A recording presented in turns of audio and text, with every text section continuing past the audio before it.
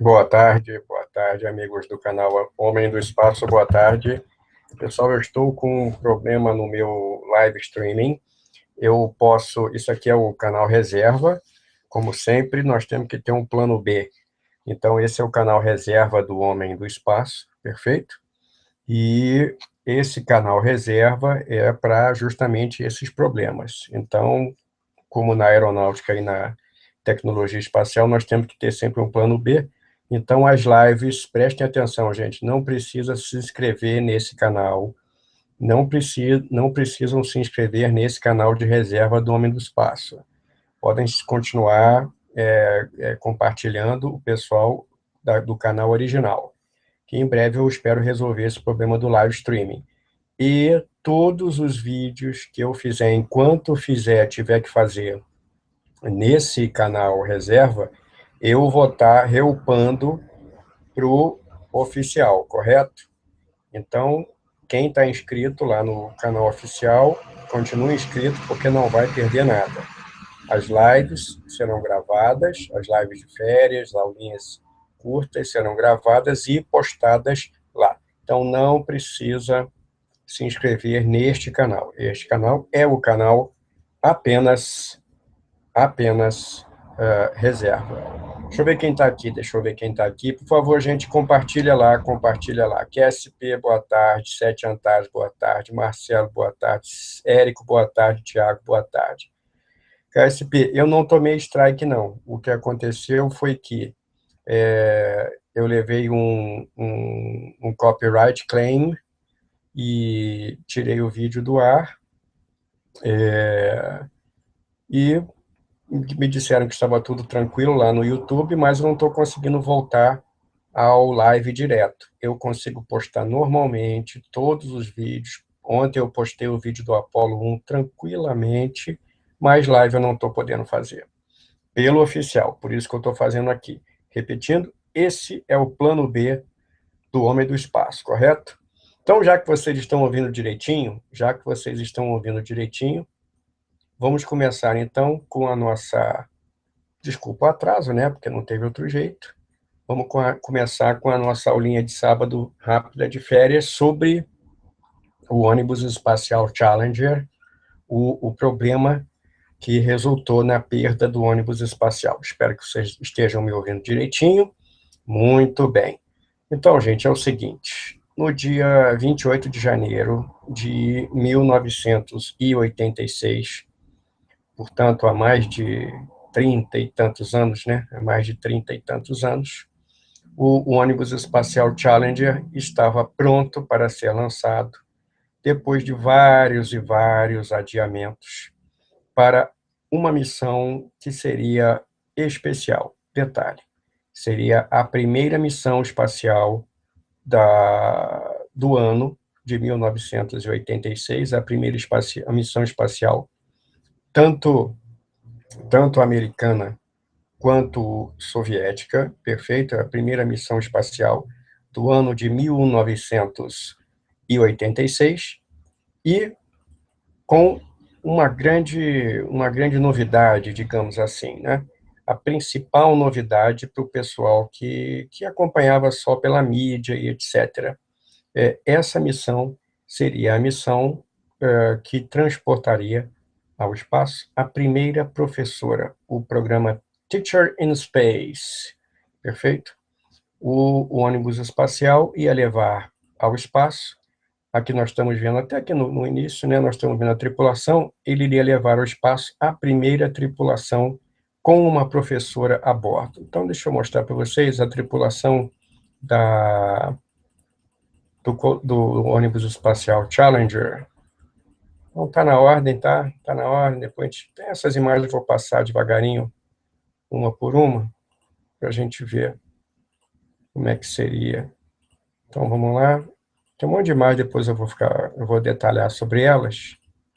Perfeito? Tem bastante coisa para mostrar para vocês. Challenger, tá? Aqui a decolagem, mas vamos mostrar a tripulação primeiro. Aqui, ó.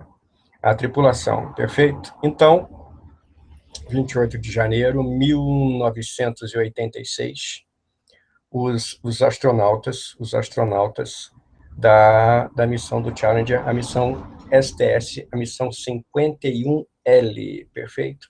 Missão essa que já deveria ter acontecido desde muito tempo atrás. Essa missão foi sendo adiada várias e várias vezes. Então, nós temos Christa McAuliffe, tá? A primeira professora a ir ao espaço. Essa missão, ela tinha vários objetivos técnicos e científicos, mas para a mídia mesmo, o que era? Era a missão da professora, então da Christa, perfeito? Então, naquele dia, estava todo mundo esperando que fosse lançada a nave. Os voos do Space Shuttle já tinham ocorrido 24 voos, esse seria o 25º voo. Então já havia, naquela época, já era uma espécie de rotina, entende? As pessoas já estavam acostumadas com o lançamento dos ônibus espaciais, sempre com vários astronautas, 5, 6, 7 astronautas de cada vez. E os astronautas desta missão e de todas as missões a partir da 5ª missão até esta missão estavam assim, vestidos desta maneira. Quem são esses astronautas? O comandante Dick Scobie, o piloto Mike Smith, Ronald McNair, especialista, Judith Resnick, especialista de missão também, Alison Onizuka, especialista também de carga útil, Gregory Jarvis, outro especialista de carga, e a professora Christa McAuliffe.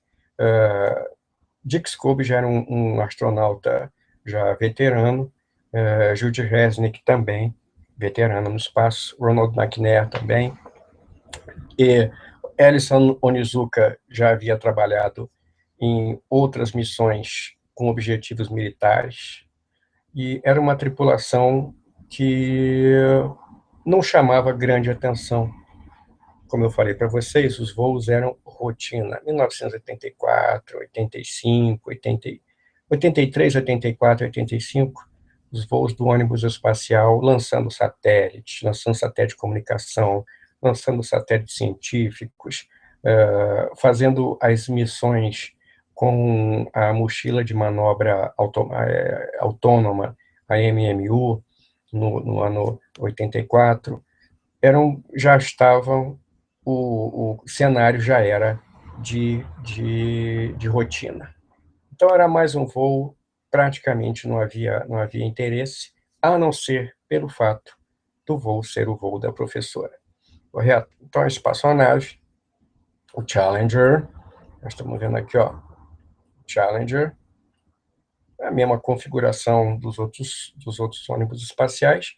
A diferença do Challenger, na época, só havia Columbia, Challenger, Discovery e o Atlantis. O Challenger já tinha um design diferente nas asas, né? A livery, como a gente chama, né? Nas asas. Então, o Challenger, e ele foi o segundo ônibus espacial. O Challenger, originalmente o Challenger, ele era o artigo de teste estático STA 099. O artigo de teste estático era o STA 099.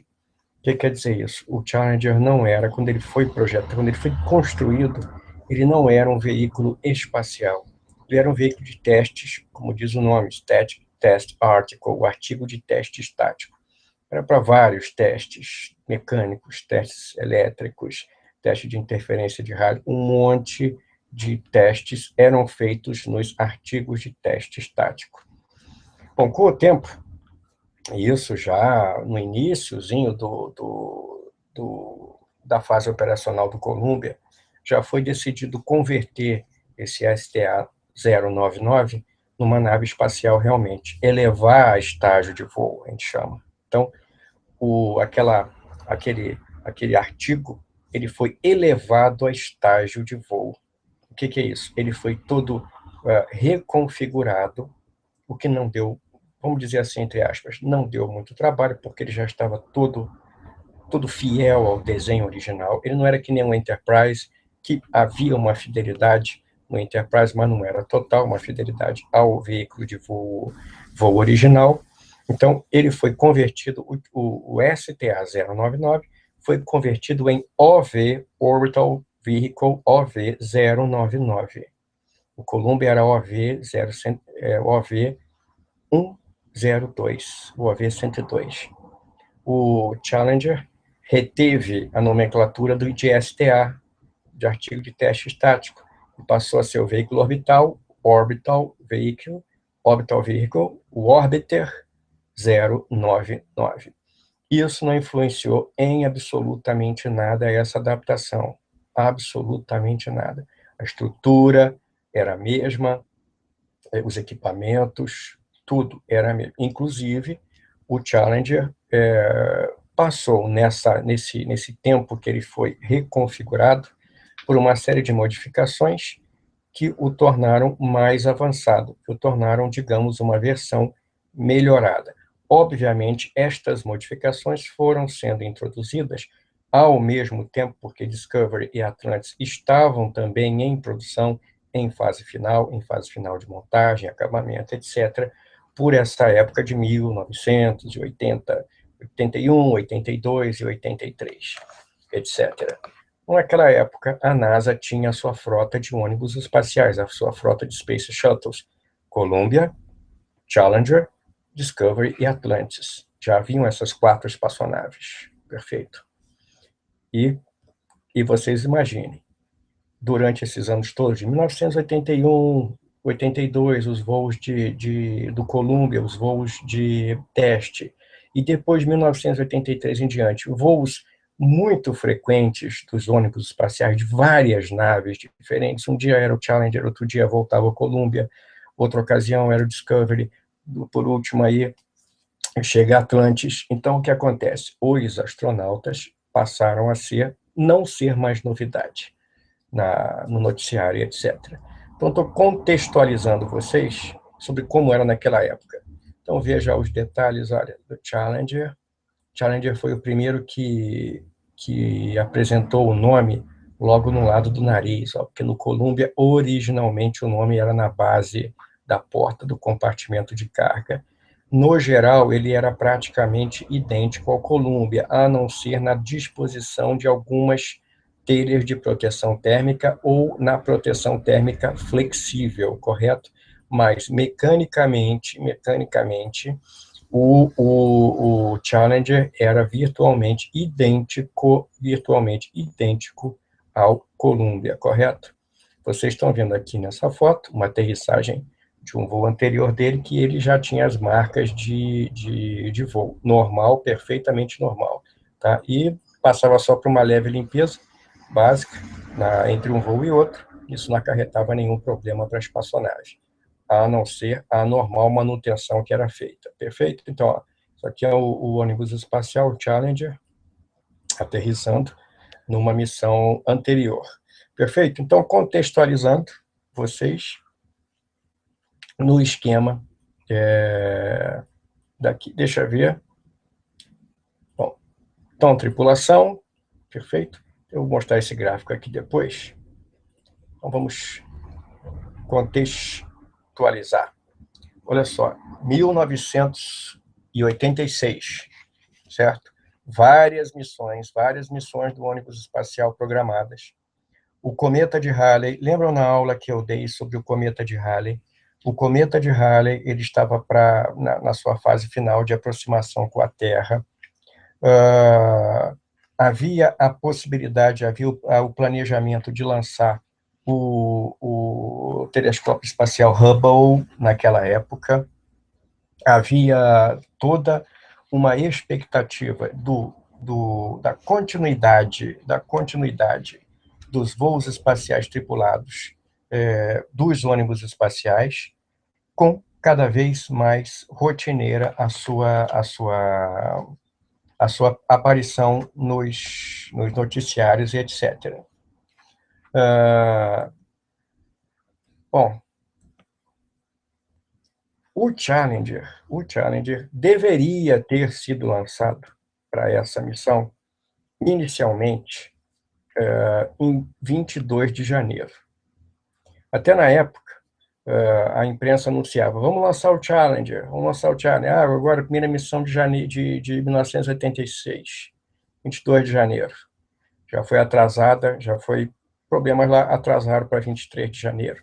Depois para o outro dia, 24. Depois para o dia 25 de janeiro. Deram um hold, pularam para dia 27.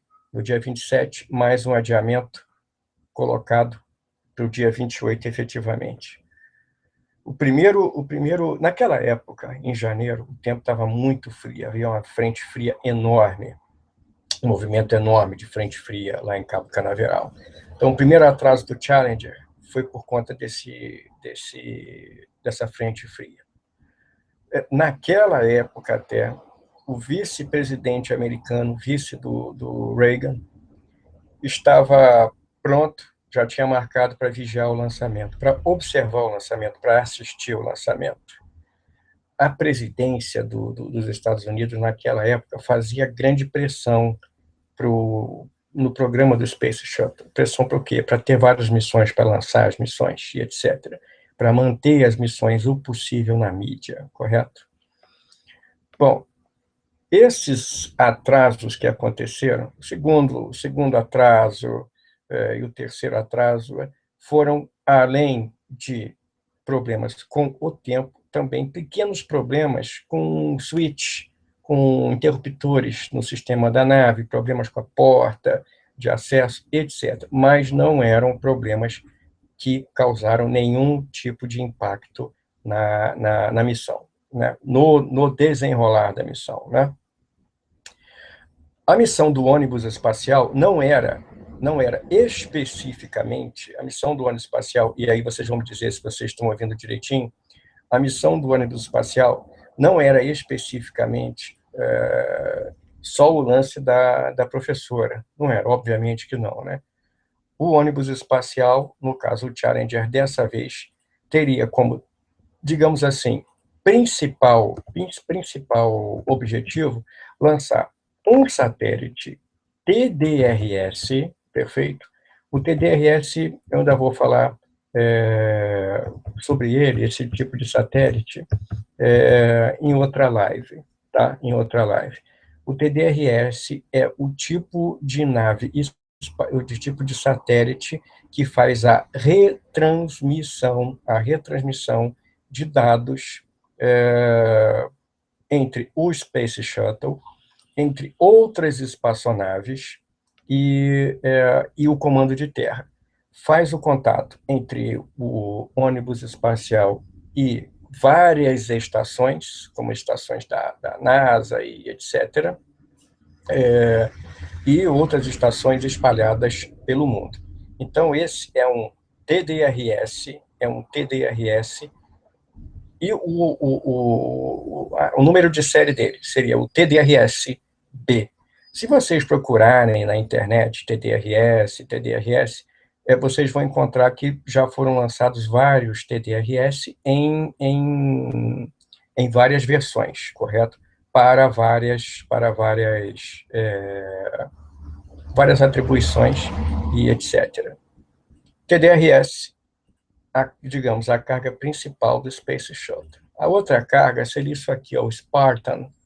O Spartan, ele era uma plataforma, um Shuttle Pointed Platform, uma plataforma apontada pelo Shuttle para observação no caso de alvos astronômicos. Lembra que o cometa de Halley estava para se aproximar em março de 1986? Aproximar da Terra? Seria aproveitado nesta e em outras missões para se observar o cometa Halley a partir da órbita terrestre com o ônibus espacial, correto? Então, duas das cargas, digamos assim, as duas cargas principais. O TDRS-B, satélite de retransmissão de dados entre os shuttles e as estações de terra, seja da NASA, seja estações coligadas, também entre outras espaçonaves e o shuttle, outras espaçonaves e as estações de solo, e o Spartan 203. O shuttle já havia lançado outros TDRS e já havia lançado e depois passou a lançar novamente quando voltou Spartans também, correto? Então eram cargas comuns ao ônibus espacial. O ônibus espacial, a bem verdade, foi feito para transportar essas cargas. Tá? Então, estou situando vocês. Deixa eu ver. Pessoal, o som tá bom, né? KSP, Barará, plano B, nós temos. Barará, Marcelo. Júnior Ken, Rockwell. Rockwell International construiu ônibus espacial, com subcontratantes também. Legal do Space Shuttle, Ricardo, era mandar 7, 8 caras de uma vez, exatamente. 7, 8 de uma vez só. Perfeito? Quanto mais gente colocada na tripulação, lembra que eu falei sobre... Teve uma live que eu falei do shuttle, que os astronautas podiam trabalhar em duas shifts, né? A equipe azul e a equipe vermelha. No caso dessa missão aí, não havia uma quantidade enorme de manifesto, né, de voo, de pesquisas científicas, etc. Então, não havia uma necessidade de fazer duas shifts na tripulação. Eles só teriam que fazer a observação do lançamento do TDRS e observação e recuperação do Spartan. O Spartan era puxado pelo braço robô do ônibus espacial, colocado em órbita, ficava observando as estrelas, depois ele seria novamente recapturado pelo RMS, o braço robô do ônibus espacial. Correto? Vamos lá. Então, TDRS.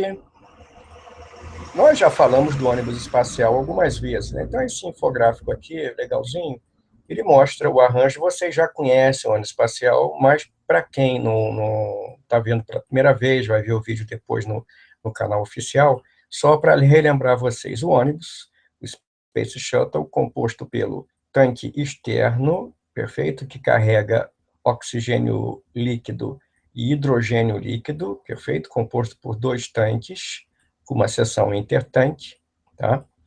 Os 2 boosters laterais, os SRB, perfeito, de propelente sólido, certo? Vocês podem ver que o SRB ele é feito em segmentos de anel, ó, segmentos, perfeito?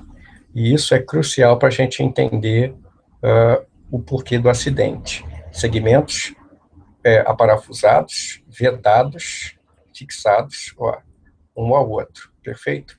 O motor de foguete, o case, né, a casca, a carcaça, o hull de um SRB, no caso do Space Shuttle, ele não é inteiriço, ele é feito por segmentos, tal como do Titan, do foguete Titan. Se vocês procurarem SRB, Solid Rocket Booster Titan, vocês vão encontrar que ele pode ser classificado em segmentos. Esse foguete leva 7 segmentos, esse aqui 5 segmentos, correto? Com a adição ou retirada de segmentos, você muda a performance do booster, tá? Então, o external tank, o ET, tanque externo, os 2 boosters laterais, como a gente já conhece, e a espaçonave, sendo que, como vocês já sabem, os motores SSME, os Space Shuttle Main Engines, eram alimentados pela tubulação que vinha do tanque externo, perfeito?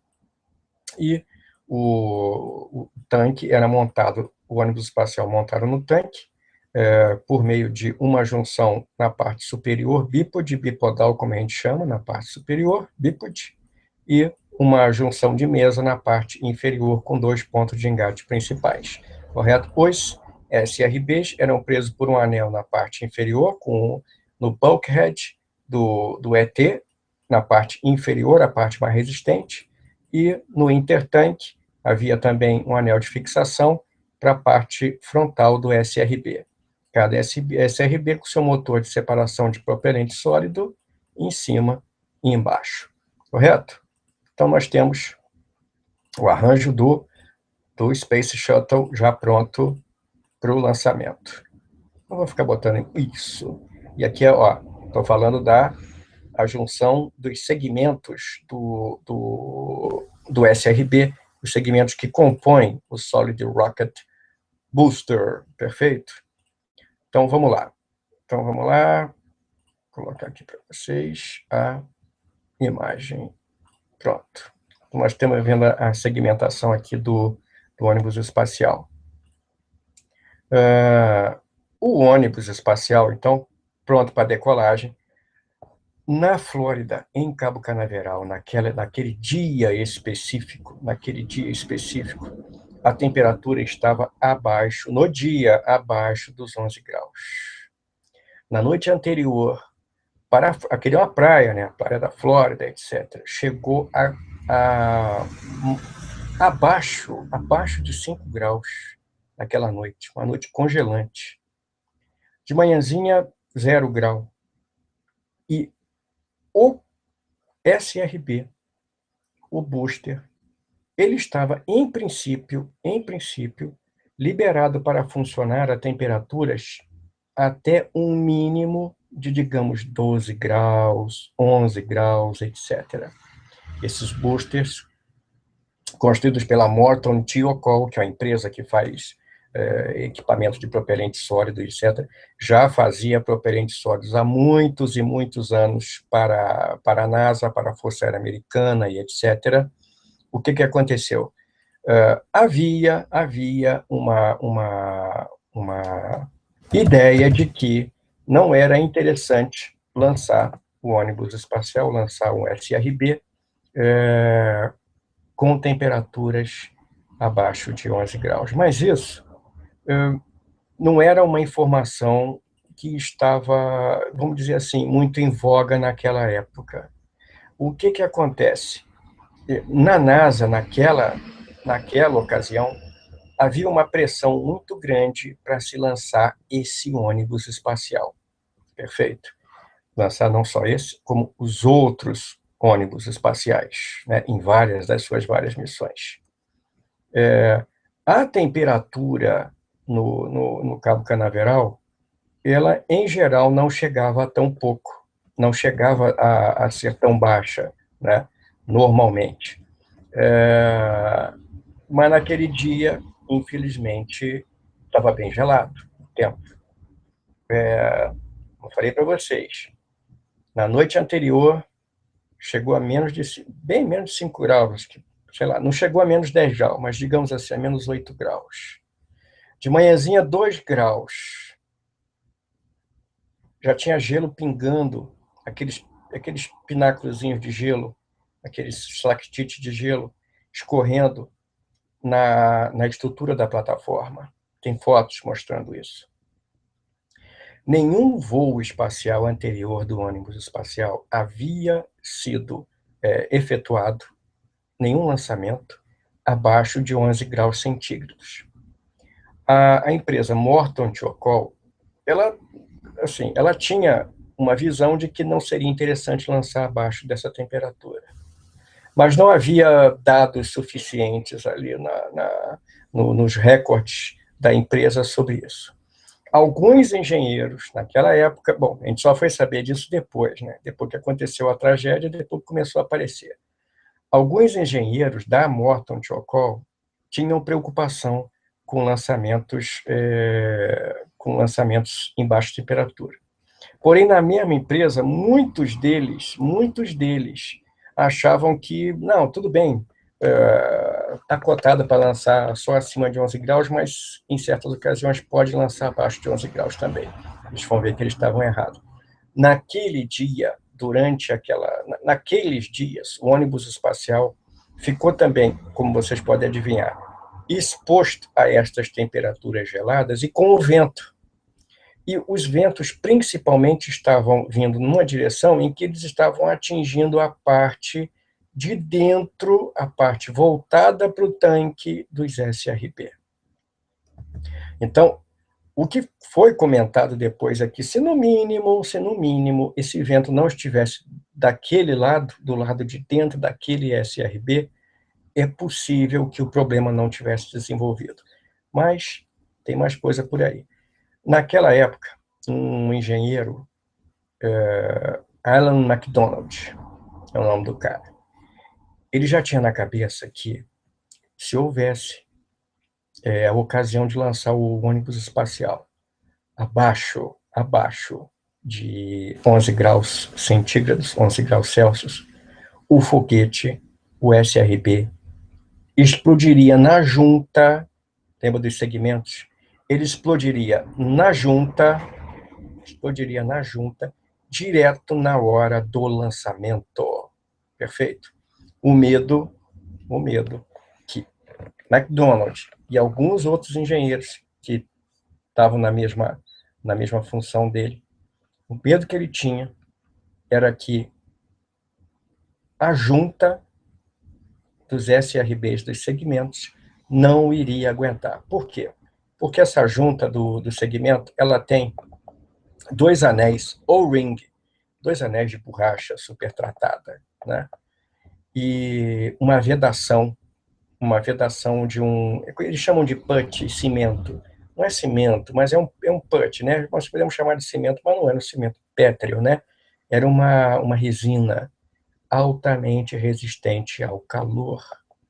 E eles tinham medo que esse conjunto do ring, do O-ring, tá? Do anel de borracha, mesmo sendo protegido pelo cimento, pelo putty, pela resina, ele não ia aguentar e ele ia ficar brittle, como chama, ele ia ficar quebradiço. Perfeito? E realmente foi isso que aconteceu. Com o gelo, as propriedades físicas da borracha foram se alterando. E tanto o conjunto também da junção bainha com cavilha foi se alterando.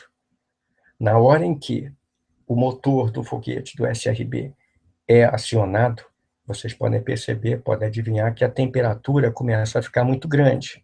E aí eu vou mostrar para vocês o formato do ring. A gente dá uma olhada aqui de como é o O-ring deixa eu trazer aqui para você. Isso, aqui. Vou trazer para vocês. Colocar aqui nessa. Só um minuto. Que eu vou trazer aqui para vocês. Deixa eu compartilhar. Espera aí, gente, que é ao vivo vocês sabem que é diferente, né? Pronto. A gente tem aqui, ó. Aqui. Então, esse aqui é o original, perfeito? Creio que vocês estejam vendo direitinho. Vocês estão vendo direitinho agora o ring? Isso, show. Essa imagem com as duas versões, tá? A versão antes original e a versão redesenhada, tá? Então, olha só. O ring, ó, primário e secundário. Vamos olhar só esse lado aqui. Então, nós temos, ó, a cavilha e a bainha, tá? É como se encaixam ali os segmentos. O segmento de cima com o segmento de baixo. Cada segmento, ele tem bainha em cima, cavilha embaixo, tá? A não ser o topo e o inferior, que tem uma junção diferente, mas isso não vem ao caso. Então, dois O-rings, perfeito? O pino de fixação lateral, transversal, o cimento de cromato de zinco, tá? O cimento de cromato de zinco protegendo aqui dentro, certo? Tudo o encaixe muito perfeito. Aqui a parte de dentro do SRB. A pressão está vindo da direita para a esquerda, perfeito? Então, esse era o arranjo do segmento, do encaixe. Cavilha com bainha. E dois O-rings, certo? O secundário e o principal. O primário é o de cima, o secundário é o de baixo. Mais o cimento, o putty, cimento cromato de zinco. Então, isso aqui é o original. Depois nós falamos do que foi redesenhado. Tá? Vocês podem ver que o redesenhado ficou muito mais bruto, né? Deixa eu passar aqui para vocês agora. Vamos passar aqui para vocês outra imagem, a gente continuar. Então, estamos na hora do lançamento, no dia do lançamento do ônibus espacial. Vou botar aqui o ring de novo aqui. Isso. Aí, galera, ao vivo é outra coisa, ao vivo é outra coisa. Ao vivo é outra coisa. Vamos lá. ao vivo. Já vou dividir isso aqui com vocês. Perfeito. Olha só. Então, o que acontece? O Alan MacDonald, lembra que eu falei, engenheiro, ele e os seus colegas tinham receio de que, se o ônibus espacial fosse lançado em baixas temperaturas, ele iria explodir o SRB ali naquela junção do O-Ring, iria explodir direto na hora do lançamento. Ele não explodiu. O foguete continuou, os foguetes do SRB continuou subindo. E vocês podem começar a observar aqui, ó, começa a observar uma fumaça. Olha, conforme ele vai, ó, conforme o ônibus espacial começa tá, de um lado e do outro, as câmeras de segmento, ó.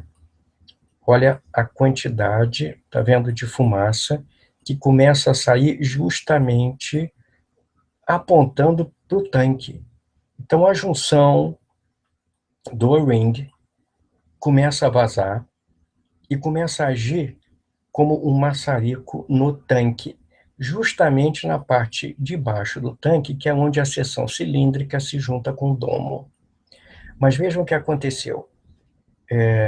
Essa queima, esse burn through, essa queima através, né, que aconteceu, enquanto nos primeiros momentos da queima, que o O-Ring começou a se desintegrar, partículas de alumínio que estão na composição do grão propelente, o polibutadieno com pó de alumínio, esse alumínio fechou o buraco. E ficou vazando só uma pequena quantidade de fumaça, não chama, apenas fumaça. Então, o que aconteceu? Em princípio, olha aqui o detalhe, em princípio, se o foguete, o SRB, a pilha, o stack, o conjunto do ônibus espacial, não tivesse sofrido um estresse, vejam bem, por uma wind shear, quem já ouviu de aviação, ouviu falar de wind shear, tesoura de vento, o Challenger, nesse dia, além de tudo, contribuindo para tudo, ele ainda passou por dentro da maior wind shear que um ônibus espacial já havia atravessado. O Columbia, anos depois, quando ele foi desintegrado, ele também passou na segunda maior tesoura de vento. Vejam bem. Então, olha só, começou a ocorrer o vazamento. Houve a falha na integridade do anel. Perfeito. Vazou o calor, vazou um jato de calor, queimou. E o próprio alumínio, o óxido de alumínio, o pó de alumínio vedou. Então, o ônibus espacial continuou funcionando por mais 36, decolando, continuou subindo por mais 36, 70 segundos, por mais 36 segundos, com essa falha intrínseca no booster. Porém, ele, ao chegando ali, se bem me lembro, aos 70 segundos, começou a passar nessa wind shear, ao mesmo tempo em que ele chegava na máxima pressão aerodinâmica, a Max Q. Então, você começa a perceber que foram se adensando as condições contrárias ao lançamento, à performance da espaçonave, né? Deixa eu ver o que vocês estão falando aí. Então, pessoal, vamos lá. Então, já estão entendendo, né? O booster, ele começou a vazar na junta da bainha com a cavilha. A borracha começou a falhar. A vedação começou a falhar. Mas ela automaticamente, por uma, digamos, não vou dizer que é sorte, mas por um efeito físico, ela fechou, ela se travou, ela travou. Quando o ônibus espacial passou pela máxima pressão aerodinâmica e por uma tesoura de vento, o booster começou a flambar que nem vamos dizer assim, um cilindro de plástico, né? Ele começou a mexer. Imagina uma banana, não é como se fosse uma banana, tá? Não é como se fosse uma banana, mas ele se curvou. Quando ele se curvou, a junção, e eu acho que vocês estão vendo a junção aqui, ó, a junção acabou de arrebentar. Perfeito? A junção acabou de arrebentar. A junção arrebentando, eu vou voltar aqui, ó.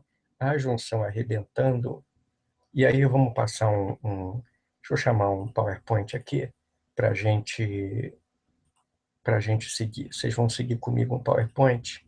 Vocês vão seguir comigo. Deixa eu converter aqui, galera. Deixa eu passar aqui para a gente o PowerPoint. Um minuto, que nós estamos ao vivo. Vocês sabem que ao vivo não fica bonitinho, né? Vocês sabem como é que é. Quando eu faço a aula... Deixa eu ver vocês aqui. Quando eu faço a aula com tudo bonitinho, gravado, eu posso editar. Aqui eu não posso editar, eu tenho que ficar colocando aqui de qualquer jeito. Pessoal, bom, creio eu que vocês devem estar vendo. Deixa eu trazer para cá, vocês falando. Isso. Isso. Bom, pessoal, vou colocar de novo, então, a apresentação, tá? Vou botar a apresentação aqui, que eu tive que tirar para ver como é que vocês estavam. Então, vamos de novo na apresentação. Perfeito. Show. Bom, espero que vocês estejam vendo agora direitinho. Olha só. Bom, então, vamos lá. Olha, os boosters, tá? Com os segmentos. Perfeito. E o segmento onde houve o problema, tá? O SRB... eu não vou chegar aqui nessa explicação. Bom, tá, vou chegar aqui mais ou menos nessa explicação aqui, ó. Os SRB, em geral, produzem muito mais empuxo, vocês sabem, né? Por peso do que o propelente líquido. Daí a gente explica por que o ônibus espacial escolheu usar, a equipe escolheu usar o propelente líquido. Bom, o lado ruim é que, uma vez que o motor de foguete, vocês sabem, né? Que foi ligado, o motor sólido não pode ser desligado ou controlado. Isso aqui os caras falaram um pouco de besteira, porque ele pode ser controlado, o empuxo, tá? O empuxo pode ser controlado, a direção, a vetorização do empuxo, a vetorização. A Morton Thiokol, lembra, gente? Morton Thiokol é a empresa que fez o SRB, fazia vários SRB. E ela foi contratada em 74, mas ela já fazia, olha só, como eu falei, ela já fazia os boosters do Titan, certo? A NASA aceitou o desenho em 76. Depois que o SRB empurra, daqui é só encher linguiça, né? Depois que o SRB empurra o Space Shuttle, é ejetado e por explosões, por uma carga explosiva e o motor, né? E retorna e coisa e tal, né? Barará. Olha os roll rings, perfeito. E olha só, gente, olha só. Olha com a pressão, aqui é o lado interno, tá? Eu postei o lado externo, aqui é o lado interno. Olha aqui o lado interno com a pressão, aqui, ó, ele flambando, olha, entrando aqui, ó, junta não pressurizada. Junta pressurizada exagerada, porque não fica esse espaço aqui, não. Um pouquinho de espaço já serve para causar uma catástrofe. Então, olha só, olha os O-ring aqui falhando, e a própria estrutura, olha, a própria estrutura abre, olha o espaço, olha o interstício que abriu com a pressão. Perfeito? Então, temos pressão e temperatura. Pressão e temperatura. Tudo isso agravado, obviamente, pelo frio. Toda a estrutura da junção de bainha e cavilha foi agravado pelo frio. Perfeito? Então, olha aqui, ó, o gás de compressão, ó, a pressão, perfeito? Ó, empurrando, tá? Os dois O-rings, perfeito? Aqui só o fechamento, tá? Então, ó, cada SRB é selado por dois O-rings, lembra que eu falei? O de baixo e o de cima, perfeito? O cimento provê uma barreira entre os O-rings perfeitos e os gases de combustão. E, como eu falei, ó, um cimentinho de alta resistência fecha, perfeito? A proposta do O-ring, do anel de vedação, é, obviamente, né, prevenir que os gases quentes saiam, perfeito? O booster Titan é apenas um O-ring, o segundo foi colocado no SRB como medida de segurança, perfeito? A não ser pela escala maior do diâmetro, essa era a única diferença entre um booster do Titan, que você já viu em outras aulas do Homem do Espaço, Titan com aqueles boosters maneiros, né, menores, mas ainda, né, possantes, perfeito? Bom, aqui enchendo linguiça, a temperatura tinha caído, olha lá, ó, a menos 8 graus a noite anterior, e 2 graus na manhã do lançamento. Nenhum voo tinha sido feito antes com abaixo de 11 graus centígrados. E o manufaturador, né, o construtor, Morton Thiokol, tinha dados insuficientes em como os boosters iam reagir a baixa temperatura. Apesar dos engenheiros da Thiokol estarem, né, preocupados com o lançamento, eles, né, e tinham recomendado já, isso já havia algum tempo, secretamente recomendado um atraso, né, um postpone, né, atrasar o lançamento, né, adiar. Muitos deles lá dentro, né, parte da galera lá, achava que, mesmo assim, podia ter como, né, olha o lance do vento que eu falei. O vento, o ar super frio descendo, olha só, ó, aqui é a junção, perfeito? Aqui a junção, isso aqui está errado, essa seta aqui está errado. O attachment strut é aqui, tá? Perfeito? E o vento. Isso nos dias anteriores ao lançamento, ó, frio demais. Olha ali, olha aqui, ó. Essas fotos saindo nos jornais, isso aqui não saiu na época, tá? Olha só, gelo na plataforma. É comum, tá, que o pessoal de terra use câmeras infravermelhas para medir a espessura do gelo que se forma no ET, no tanque externo, antes do lançamento. Bom, naquela época, né, o Ice Team, né, o pessoal que vigiava o gelo, apontou a câmera para a junção ali e gravou uma temperatura de 8 graus Fahrenheit, menos 13 graus centígrados, muito mais frio do que o ar, a temperatura do ar, e muito abaixo do design, da temperatura prevista no design dos O-rings. Se esse vento tivesse soprando em outra direção e não batendo ali na junta, é possível que os O-rings estivessem mais quentes e o desastre poderia não ter acontecido.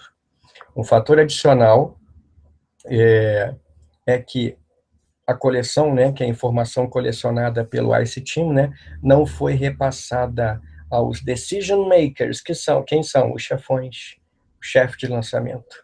Principalmente porque não era responsabilidade desse pessoal do ICE Team, olha só, de reportar qualquer coisa a não ser a espessura do gelo. Os caras só... Foi aquela coisa, os caras, olha, eu faço a minha parte, minha função é bater uma foto e ver a espessura do gelo. Eles nem quiseram saber, talvez nem tivessem ideia de que a temperatura tão abaixo seria prejudicial. Se a junta de temperatura traseira tivesse sido essa informação, tivesse sido repassada ao pessoal da NASA e da Morton Chocol, o lançamento possivelmente seria atrasado. Então, ó, 11h38, certo? Decolou? Olha lá, ó, 0,678 segundos. Pessoal, estão me ouvindo direitinho? É porque agora eu não estou vendo vocês, Estão me ouvindo direitinho, gente? Me dá um segmento aí se vocês estão me ouvindo. Isso. Ned, boa tarde. João, boa tarde. QSP, estão me ouvindo, gente? Estão me ouvindo e estão vendo o PowerPoint, gente? Show de bola. Então, vamos lá, vamos continuar. Deixa eu continuar aqui. Olha só, ó. 0,678 segundos. Aquela figura que eu mostrei para vocês. Olha só, ó, a fumaça já saindo. Perfeito? Outra vez a fumaça. Então, ó, o blow-by, né, a explosão, né, o sopro blow-by. Puffs, como eles chamam, né, os puffs de fumaça, né? 8 puffs muito mais distintos, cada vez mais pretos e pretos e pretos, foram gravados entre 0,86 e 2,5 segundos. A cor preta e a composição densa da fumaça sugere que graxa, a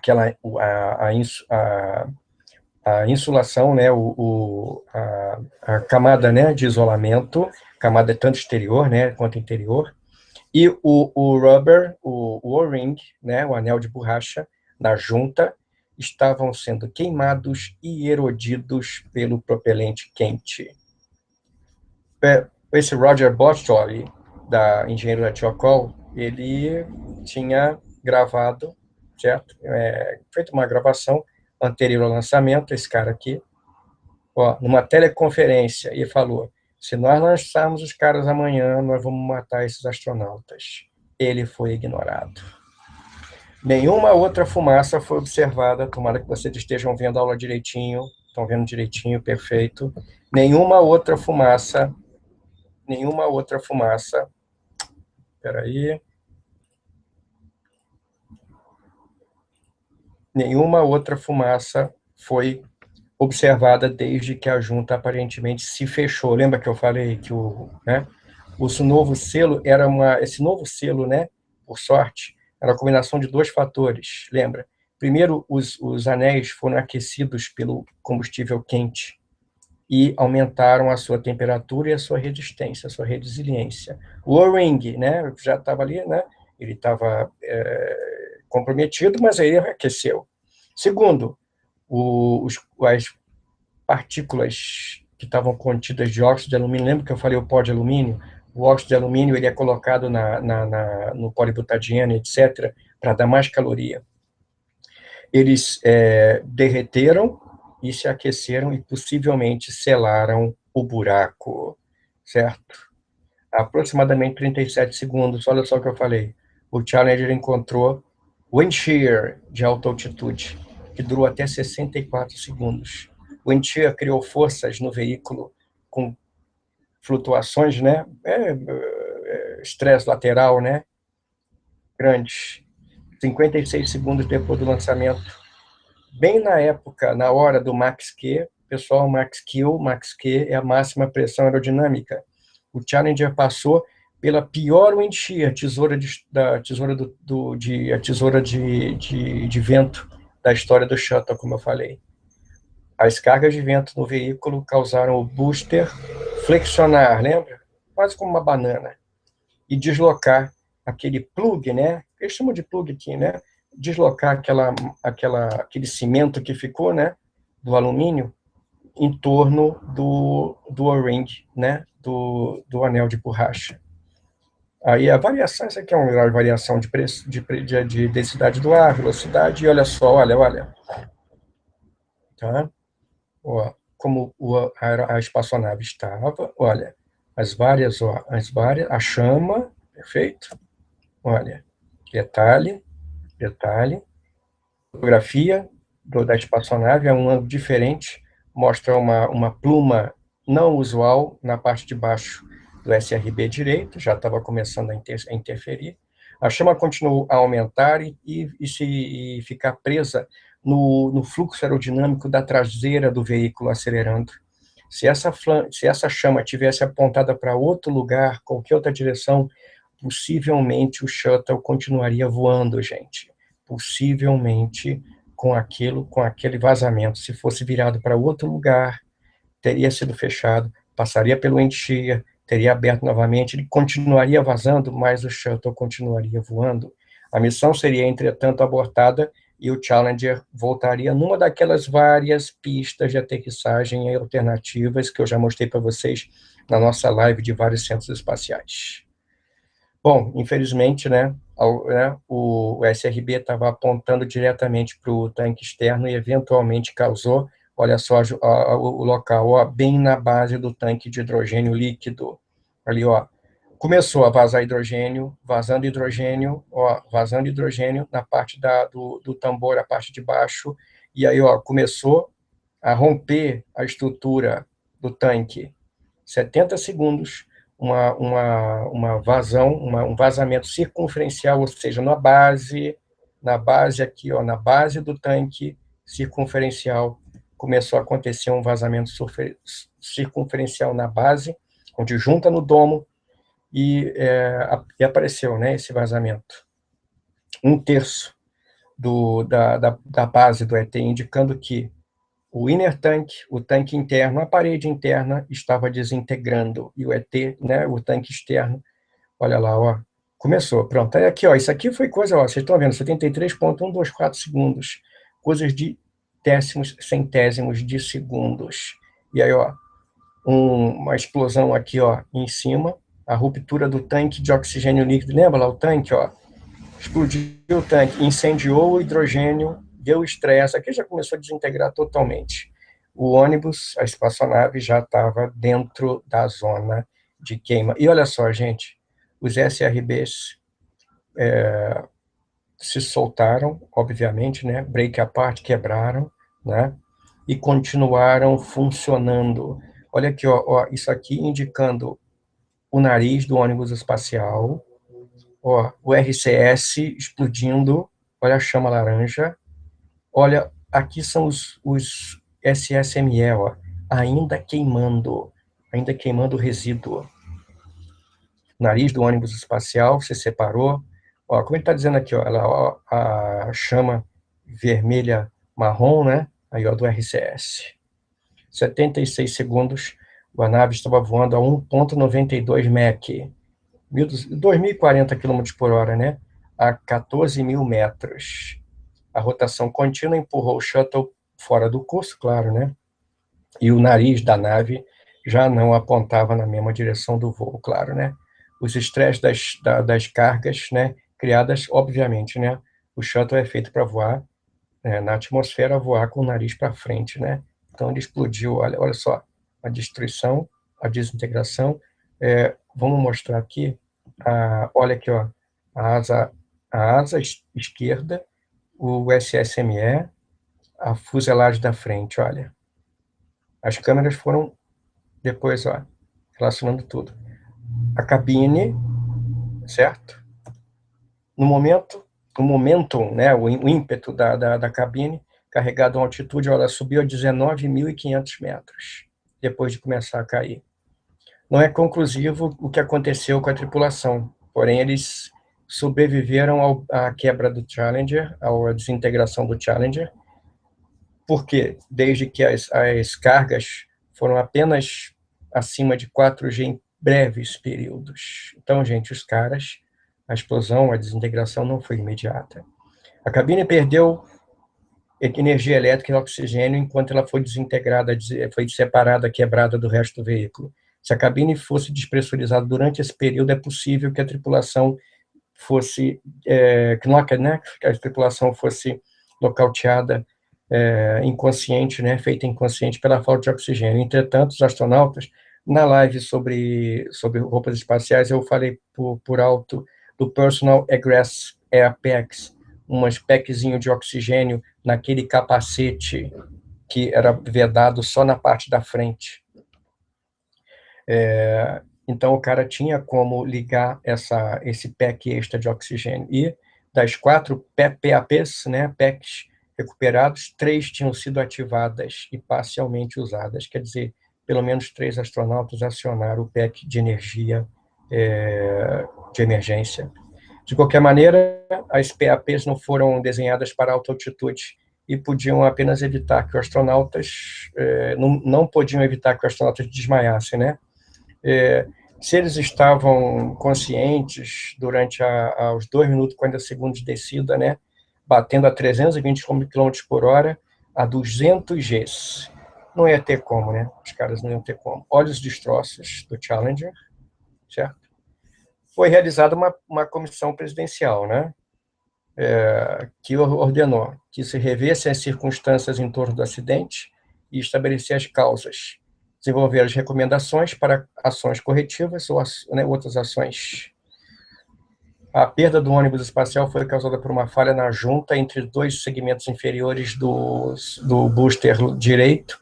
A falha específica foi a destruição dos selos que deviam evitar que os gases quentes vazassem pela junta, durante a queima do propelente. A evidência montada, né, levantada pela comissão, indica que nenhum outro elemento do shuttle, lembra? Nenhum outro elemento da espaçonave, do conjunto, contribuiu para a falha. A falha, claro, né, a falha da pressão, do selo de pressão, falha devido a um desenho errado, inaceitavelmente sensitivo a vários fatores, como a temperatura, dimensões físicas, características dos materiais, efeito da reusabilidade, processamento e reação das juntas aos estresses dinâmicos. Perfeito? Gente, isso aqui eu catei na comissão presidencial da época, tá? Deixa eu ver se vocês estão vendo direitinho. Pessoal, estamos vendo direitinho o esquema? Estamos vendo direitinho? Gente, perfeito? Estamos vendo? Isso, ali. Deixa eu ver vocês aqui. Tiago, Ricardo, não está clear, não? Está quase? Tomara. É verdade que, além dos astronautas, Tiago sobreviveram à explosão. Pelo que eu até mencionei aqui, não se sabe, né? Mas eles tentaram ligar os packs de oxigênio extra, foi de pouca monta, né? Mas os caras, olha, desmaiados, né? Desmaiados. No vídeo do lançamento é ver a relação de quem está valendo, sim. Baraná, Baraná, Baraná. Show de bola. Então vamos voltar, galera. Vamos voltar direitinho. Então vamos lá. Mais detalhes, né? A NASA esperava checar com todos os seus contratantes, determinar se qualquer problema com o lançamento na temperatura, né, na baixa temperatura. Como eu falei, o Alan McDonald, diretor do SRB, estava convencido de que os problemas de frio, dos problemas com frio com SRB, e contratou os engenheiros Ebling e o Bolscioli, como eu vi que foi aquele cara que falou, né? A Tiogal sabia que havia um problema com os boosters desde 77 e havia iniciado um esforço de redesenhar em 85. O grupo de gerenciamento de nível 1 já havia sido informado do problema em 19 de agosto do ano anterior. Quase metade dos voos tinham experimentado uma erosão do O-ring, os voos anteriores. Ebeling e Bolscioli tinham reclamado com a Tiocal que a gerência da empresa não estava ajudando a força-tarefa de redesenho, certo? O pessoal que estava envolvido. Pressão para o lançamento. Lembra que eu falei que estava, né, sob pressão para lançar a nave? Considerações econômicas, políticas, o schedule, né, o planejamento, né? Uma competição da Agência Espacial Europeia, certo? A Agência Espacial Europeia competindo com a Ariane Space, etc., né? Do potencial de comercialização. Lembra, a Ariane? Naquela época, a Ariane, nós fizemos uma live do Ariane, né? O Ariane em 79, 80, 81, 82, estava o Ariane full, e já ia entrar o Ariane 4 em operação. Isso obrigou que a NASA planejar uma série de missões, uma missão recorde, né? Uma quantidade enorme de missões em 1986, para poder pedir mais verba. Perfeito? Para pedir mais verba. A missão do Shuttle antes do Challenger tinha sido atrasada por um número recorde de vezes, por conta de fatores mecânicos e de tempo meteorológico. A NASA queria lançar o Challenger sem nenhum atraso, para que a plataforma de lançamento pudesse ser reformada para a próxima missão, que iria carregar uma sonda. Não era uma sonda, não, era um aparelho para examinar o cometa de Halley. Tinha o Spartan, mas tinha outro para depois.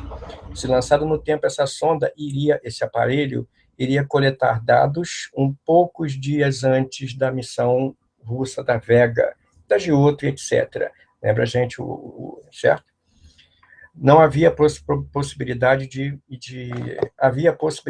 de pressionar o lançamento do Challenger para que ele pudesse estar no espaço quando o presidente Reagan ele fosse fazer o discurso do Estado da União, State of the Union. É um discurso que ele faz periodicamente. O tema principal era a educação, e olha, ia coincidir com o voo da professora, tá? Data-chave, eu vou passar ali. Bom, gente, é interessante. Vamos voltar só essa data aqui. Opa, deixa eu voltar aqui. Espera aí. Deixa eu voltar aqui. Pronto. Gente, deixa eu ver aqui se saiu aqui para vocês. Isso, acho que está aqui ainda. Está aqui ainda. Tá? Então, deixa eu trazer aqui de novo, só para a gente fazer a última parte. Deixa eu share aqui com vocês. Espera aí. Ao vivo. Coisas de ao vivo. Coisas de ao vivo. Pronto. Melhoramentos. Redesenhar a junta do anel de vedação. Adicionar o Crewscape System, lembra? O mastro, o sistema de abertura rápida da escotilha lateral, maiores restrições nas condições meteorológicas na qual o shuttle pode ser lançado. Estas medidas provaram ser efetivas até 2003, quando o Columbia foi perdido por outro problema. É interessante notar, gente, que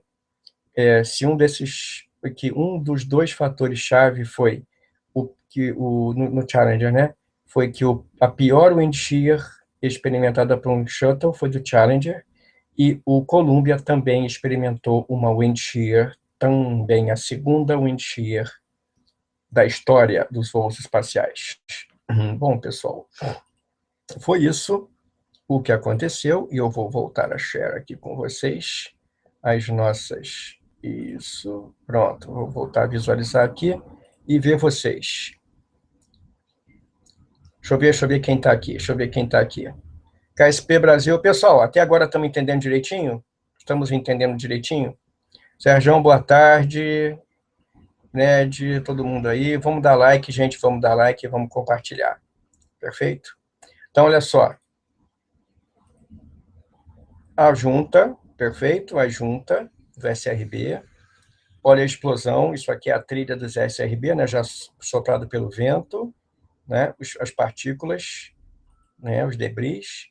Aqui a modificação, ó, com extra, um O-ring extra aqui, um anel de vedação extra, primário e secundário, uma junção diferente da cavilha com a bainha, pinos diferentes de fixação, mais compridos, pinos de retenção, uma porta de checagem de vazamento, perfeito? Um aquecedor para a junta, ou seja, ficou muito mais robusto o SRB, perfeito? Olha aqui, ó. Olha o isolamento, feito junção dos isolamentos, certo? Com um selo extra, o selo J, né? Um O-ring extra, um anel de vedação extra, mais 2, o pino, um isolamento térmico aqui extra, perfeito? Um isolamento térmico extra, para impedir o congelamento do lado de cá, ó, perfeito? E aqui. Bom, gente, aqui algumas imagens do Challenger, ó, da espaçonave ainda novinha, né? Ó, ela sendo carregada no avião, no SCA. Essa aqui, infelizmente, não volta mais. A construção da cabine de titânio, de aço e de alumínio, etc. Ó, ele sendo transportado. O Challenger era a espaçonave que fez, naquela época, estava fazendo mais voos, muito confiável. Ó, pessoal trabalhando na espaçonave. Ela sendo configurada para sair da Califórnia para Kennedy Space Center. Ó, como eu falei para vocês, ele tinha um método de construção diferente. Olha a cabine dele, a parte interna da cabine. Um modo de construção um pouco diferente do Columbia, como um aperfeiçoamento. Ó, aqui a parte traseira dele, as telhas da parte de baixo, sistema de proteção térmica. Ele sendo colocado na instalação que levanta o shuttle para entrar aqui embaixo o avião e depois baixa o shuttle sobre o avião. Perfeito? Olha ele aí, ó. Olha ele. Deserto, etc. Olha o detalhe da nave. Olha o isolamento térmico. Depois vai subir aqui as telhas, né? Subir as telhas. O Challenger sempre teve uma performance muito boa em todos os lançamentos. Perfeito? Vocês podem ver que o problema não foi com a nave espacial. O problema foi na junção. Olha os caras trabalhando o Challenger. O problema foi na junção dos SRBs. Perfeito? Olha aquele nu, ó. A cabine. Uma foto histórica da cabine do Challenger. Ó, parte traseira, onde entra o SSME. Perfeito? Aí. E, infelizmente, na sua última missão, olha aqui, ó, a construção dele, ó, aqui o espaço da cabine, olha o tamanho da nave, ó. Essas fotos de construção são muito boas para a gente observar como é que a coisa era feita, ó. Fase inicial de construção da cabine, ali, ó, a instalação que levanta o veículo para entrar aqui o 747, e aí, ó, pintado por cima das telhas, ó, o nome Challenger. Perfeito? Aí. Bom, pessoal, eu acho... Vamos lá, deixa eu ver vocês aqui. Tiago, faz uma live sobre o Columbia também. Vamos fazer a live do Columbia, sim. Ricardo, o que pesou mais no fim dos ônibus espaciais? O custos ou a missão ou a tragédia? Não, não, não, não, não. Foi custo mesmo, tá? Foi custo e porque o Challenger, depois que aconteceu o problema com a SRB do Challenger, a vedação foi tão melhorada que o SRB passou a ser a parte mais confiável do sistema. Depois que o Columbia foi perdido, já estava realmente, o Columbia já era uma época em que eles estavam questionando o custo dos ônibus espaciais. Porém, a estação espacial estava sendo montada com auxílio dos ônibus espaciais. Naquela época já se pensava nas naves que iriam substituir os ônibus espaciais. Por quê? Os veículos, apesar de estarem em condições de voar durante bastante tempo, o programa do ônibus espacial estava drenando recurso que poderia estar sendo usado nas naves futuras do projeto Constellation e Orion, etc. Então, foi feita uma decisão econômica, de modo a que, parando com o Space Shuttle, encerrando a construção da estação espacial, eles pudessem concentrar os esforços na construção de outras espaçonaves. É claro que, com o passar do tempo, a frota ia ficando obsoleta. Os veículos, apesar de serem muito confiáveis, etc., estavam ficando obsoletos e drenando, como eu falei, drenando recursos da NASA junto ao governo americano para a realização de vários projetos. Então, ou mantinham o ônibus espacial ou concentrava os esforços na construção do próximo veículo espacial, do SLS, etc., da Orion, programa Constellation na época, e etc. Show de bola? Bom, pessoal, eu acho que deu para explicar mais ou menos o porquê do acidente com o ônibus espacial, com o Challenger, em 28 de janeiro de 1986, aniversário hoje, e o porquê que aconteceu. Então, recapitulando, a junta de dois segmentos, entre um segmento e outro, do booster de combustível sólido, ela não aguentou a pressão, os anéis de vedação, começou a escapar chama sob alta pressão, essa chama se autovedou devido ao pó de alumínio.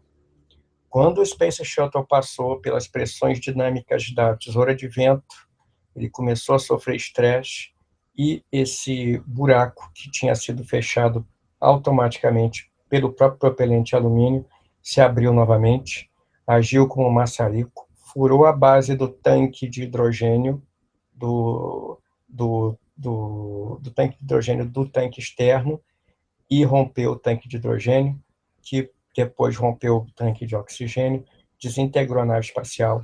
Como vocês viram naquelas imagens, a cabine foi lançada a 19,1 metros e bateu a mais de 300 km por hora no oceano. Foram recuperadas os destroços da nave espacial, foram colocados no hangar e hoje estão todos selados num silo. O SLS vai usar motores que sobraram do ônibus espacial? Olha só, KSP, eles vão usar motores refeitos, tá? Eu não tenho informação de que eles vão usar os motores do ônibus, desacoplar os motores do ônibus dali, não. Mesmo porque as estruturas de fixação são diferentes, etc., tá? Depois eu vou fazer uma live sobre a SLS também, e o aproveitamento dos RS-25, etc., do tipo SMR, né? Bom, pessoal, eu acho que está de bom tamanho. Espero que vocês tenham gostado da nossa live sobre o Challenger. Durou mais um pouquinho, ia ser 1 hora só, mas acabou que eu falei muito. Pessoal, divulguem aí, não precisa se inscrever nesse canal, que esse é o plano B. Quando voltar as lives no plano A, no canal oficial do Homem do Espaço, a gente se encontra por lá. Pessoal, eu tenho que terminar. Muito obrigado. Na próxima live eu aviso vocês pelo Face, pelo canal ali, original. Se ainda for necessário, eu passo o link desse canal aqui, certo? E a gente se fala. Galera, muito obrigado. Está na hora de sair. Já demorei 20 minutos a mais do que deveria. E a gente se vê na próxima. Pessoal, muito obrigado pela atenção de vocês. Obrigado pela paciência. E estamos juntos no próximo vídeo do Homem do Espaço. Pessoal, muito obrigado pela atenção. Valeu e até a próxima. Bye, bye. Tchau.